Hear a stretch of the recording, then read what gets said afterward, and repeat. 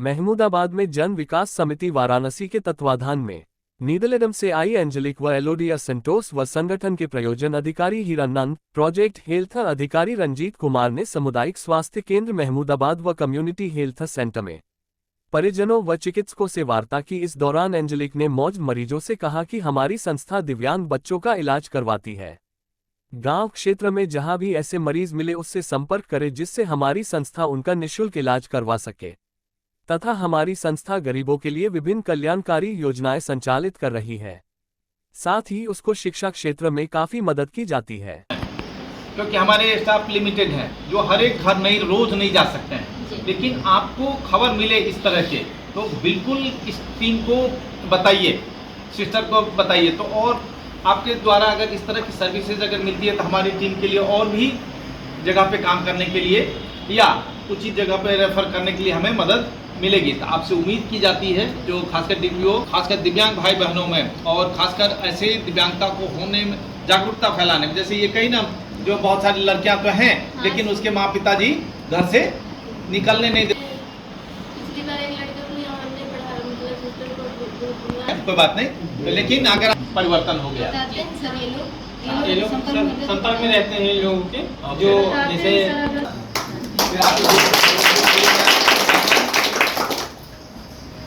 हम लोग खासकर दिव्यांग बच्चों के पुनर्वास के लिए काम करते हैं। हम लोग की संस्था जन विकास समिति खासकर उत्तर भारत के 14 स्टेट में काम करती है और हम लोग मोहम्मदाबाद के गांव में भी चिन्हित बच्चों के साथ काम करते हैं और इनका छोटे बच्चों का चिन्हांकन और उनका पुनर्वास हम लोग खासकर सरकारी तंत्र और एनजीओ के माध्यम से करते हैं। तो आज इसी कड़ी में हम लोग उन बच्चों से मिलने के लिए आए थे और उनकी ज़रूरतों को चिन्हांकन करने के लिए आए थे, जिससे कारण हम भविष्य की योजना और अच्छे से बना पाएँ और इन बच्चों को पुनर्वासित करने में उस परिवार का सहयोग कर पाएँ और इन्हें सरकार की सुविधाओं से जोड़ सकें।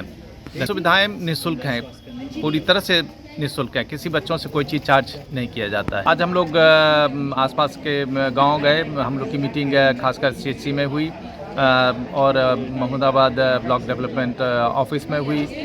कुछ विलेज का भी मीटिंग किया जहाँ पे कि गार्जियन से हम लोग मिले और कुछ बच्चों के घर गए जो वहाँ पे उन्हें हम देखने और समझने का मौका मिला।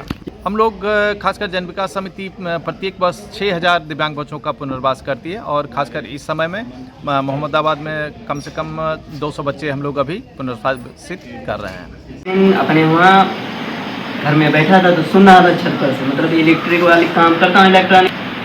तो उनसे पूछा कि सर अगर जय यूनिट बिजली चली है मतलब बिजली मीटर में उतने दादाजी बिल देंगे। तो कहीं नहीं, ऐसा नहीं होगा। वो जब से मतलब हमारे आरसी मतलब ये बिजली विभाग में आरसी चलती है, आरसी कटी हुई, तो हम कहीं गरीब वर्ग हैं, जैसे पहले जलाने के लिए डीजल मिलता था, मिट्टी तेल, अब तो मिट्टी तेल भी तो नहीं मिलता है। तो जय ने कहा ये नहीं होगा, आप प्रधान से प्रमाणित करवा जाए। तो प्रधान से गए, पहले हमारे वहाँ मतलब विचार हो रहा था चेयरमैनी का, तो प्रधानी से हट गया तो चेयरमैन से मिले। मतलब पहले हमारे गाँव प्रधानी में लगा, ठीक है, साफ करवा के 31,000 रुपये जमा करवाया। 31 में काम तमाम हो गया। 31,000 yes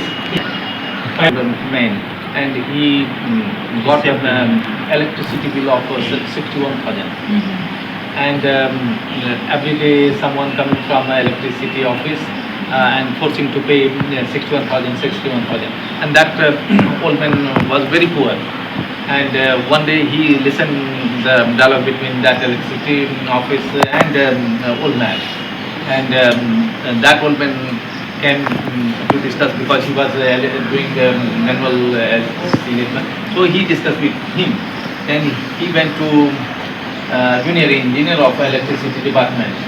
He's a garib, he's a poor family, how he will submit 61,000? He will submit only units he used but he told no, when we have issued the letter, so interest of that amount will be applicable. but he was not ready to waive off the amount. Then he approached village head, and now it is under municipal corporation. So they have approached chairman of that area. So in between they have a discussion, and finally that old man deposited 31,000, and the rest were of the amount.